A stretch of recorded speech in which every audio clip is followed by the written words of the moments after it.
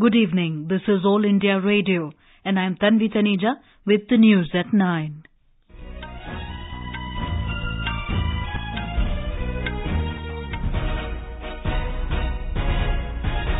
The headlines. First phase of urban local body elections in Jammu and Kashmir conclude peacefully. Rajouri district records highest polling of 81%. Prime Minister Narendra Modi interacts with IPS probationers, motivates them to work with dedication. India offers $20 million development grant to Tajikistan. Air Chief Marshal B.S. Dhanoa says acquisition of Rafale fighter jets and S-400 missiles will enhance the country's air force capabilities. William Nordhaus and Paul Romer of United States win the Nobel Prize for Economics for their work on sustainable growth. UN General Assembly President Maria Fernanda Espinosa says India's success in achieving sustainable development goals can change the face of the world. And in sports, India clinched 3 gold medals in the Asian Para Games at Jakarta. In Jammu and Kashmir, voting for the first phase of urban local body elections concluded peacefully this evening. In this phase, polling was held for 422 wards spread across all the 3 regions, Jammu, Kashmir and Ladakh. Talking to AIR, Chief Electoral Officer of the state, Shaleen Kabra, said that 32.2% voter turnout was recorded in 18 wards of Kupawara district of Kashmir division.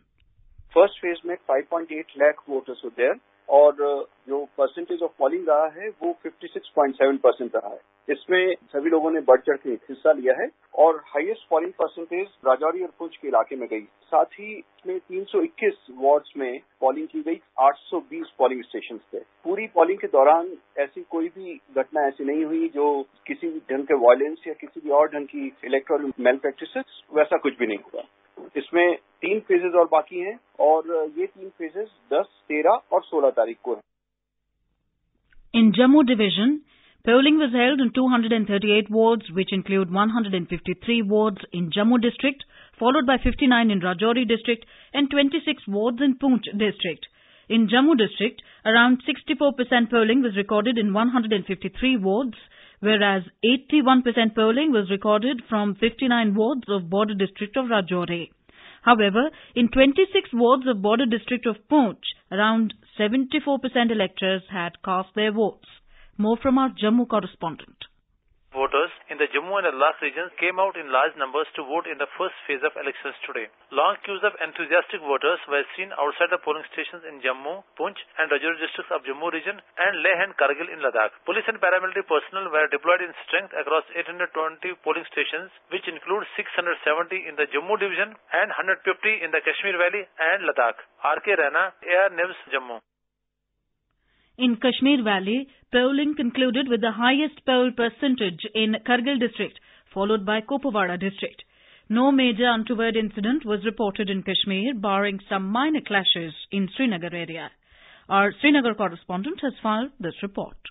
Kargil recorded highest 78.2% and Leh recorded 55.2% in 26 wards. The highest voter turnout was recorded at 32.2% in 18 wards of North Kashmir's Kupwara district.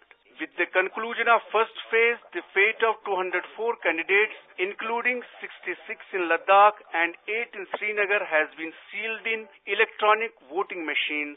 Tariq Rathar, AR News, Srinagar. Prime Minister Narendra Modi has called upon Indian Police Service, IPS probationers, to work with dedication and perform with distinction the various roles and responsibilities that they would be looking after. Mr. Modi was interacting with 100 probationers of the 2017 batch of the IPS in New Delhi today. The Prime Minister also recalled the sacrifices of over 33,000 police personnel who have laid down their lives while performing their duty. Subjects such as good governance, discipline and conduct, women empowerment and forensic science also came up for discussion during the interaction. Prime Minister Narendra Modi will visit Rohtak in Haryana tomorrow. During the visit, Mr. Modi will unveil a statue of Deenbandhu Sir Chotu Ram at Sampla in Rohtak. At a public meeting, the Prime Minister will also unveil a plaque to mark the laying of foundation stone of the rail coach refurbishing Karkhana Sonipat. Once complete, this will be a major repair and maintenance facility for rail coaches in the northern region. President Ramnath Kovind has said that India and Tajikistan have agreed to further strengthen their strategic partnership. On second day of his visit to the Central Asian country, Mr. Kovind today had a meeting with his Tajikistan counterpart, Mr. Imom Ali Rahmon, in Dushanbe.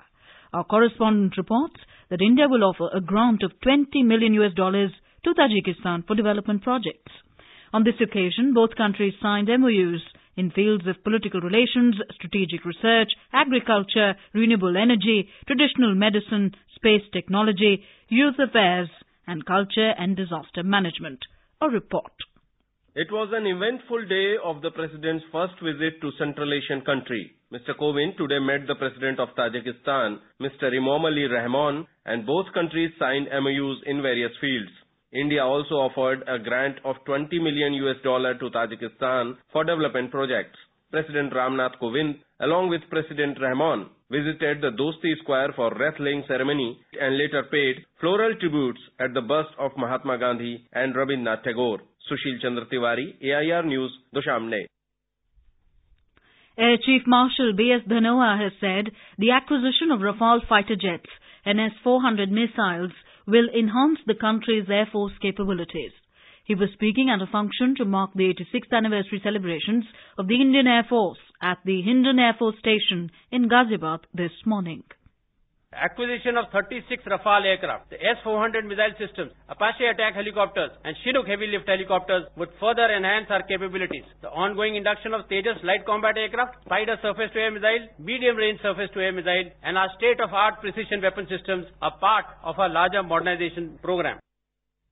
Air Chief Marshal Dhanoa lauded the efforts of the air staff for their contribution to the nation. Air Chief Marshal B.S. Dhanoa hosted the at-home reception at his residence in New Delhi this evening on the occasion of the Indian Air Force Day.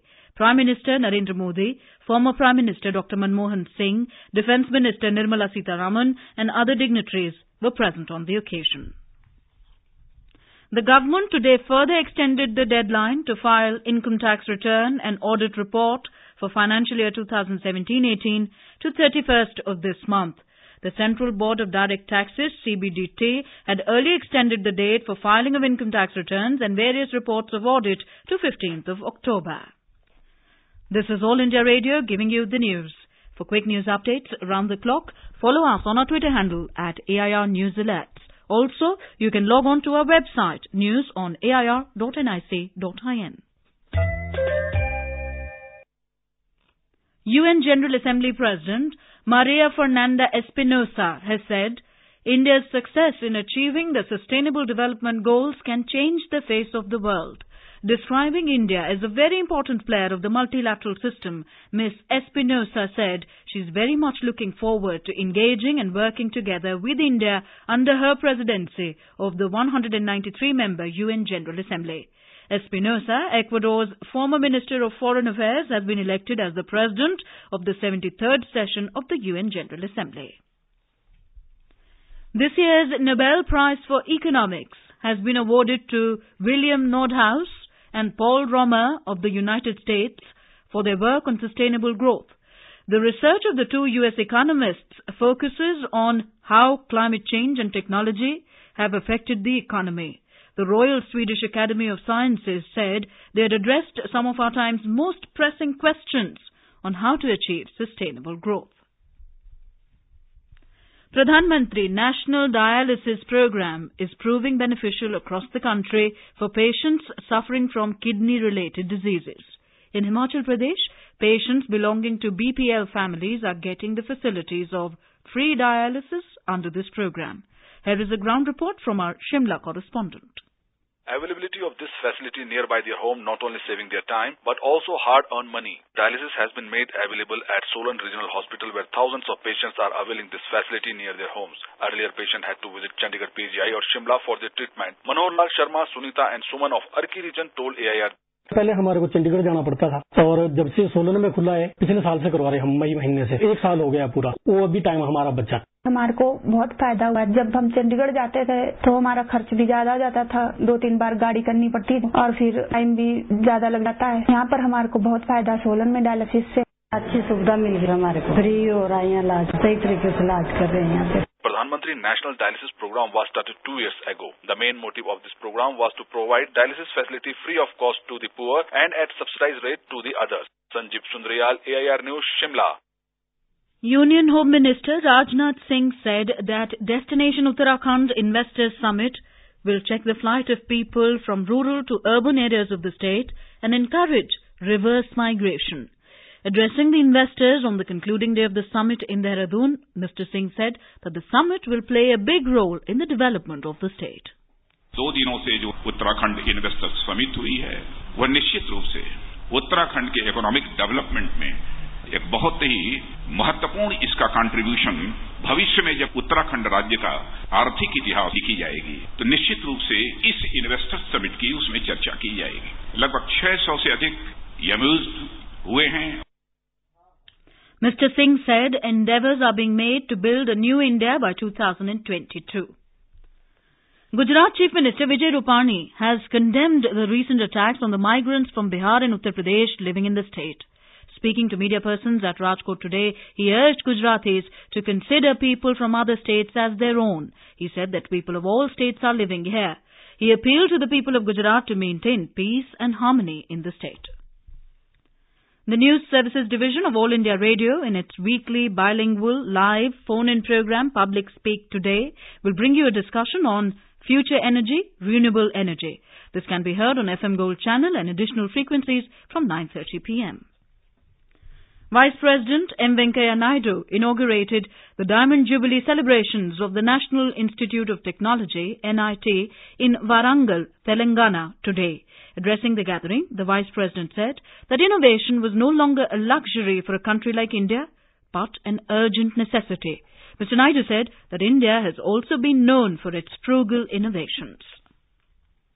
In sports, javelin thrower Sandeep Chaudhary produced a stunning world record effort as India bagged 11 medals, including 3 gold, on a productive day at the Asian Para Games in Jakarta today. Chaudhary clinched India's first gold of the Games in the men's category before middle distance runner Raju Rakshita in women's 1500 metres and swimmer Jadav Suash Narayan in men's 50-metre butterfly added the yellow medals later on the second day of competitions. In business news, benchmark domestic stocks today logged gains, breaking 3 sessions losing streak. The Sensex at the Bombay Stock Exchange climbed 97 points to 34,474. The Nifty at the National Stock Exchange surged 32 points to 10,348. The rupee today weakened 30 paise to end at record closing low of 74 rupees 6 paise against the US currency. Union Minister Nitin Gadkari has expressed hope that India will soon become a super economic power. Speaking at the valedictory session of the India International Science Festival IISF 18 in Lucknow today, he said science and technology are the keys to sustainable development. The Road Transport, Shipping and Waterways Minister said poverty can be eradicated with the large-scale use of science and technology.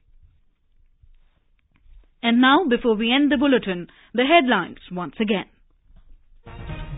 First phase of urban local body elections in Jammu and Kashmir conclude peacefully. Rajouri district records highest polling of 81%. Prime Minister Narendra Modi interacts with IPS probationers, motivates them to work with dedication. India offers $20 million development grant to Tajikistan. Air Chief Marshal B.S. Dhanoa says acquisition of Rafale fighter jets and S-400 missiles will enhance the country's air force capabilities. William Nordhaus and Paul Romer of the United States win the Nobel Prize for Economics for their work on sustainable growth. UN General Assembly President Maria Fernanda Espinosa says India's success in achieving sustainable development goals can change the face of the world. And in sports, India clinched 3 gold medals at the Asian Para Games at Jakarta.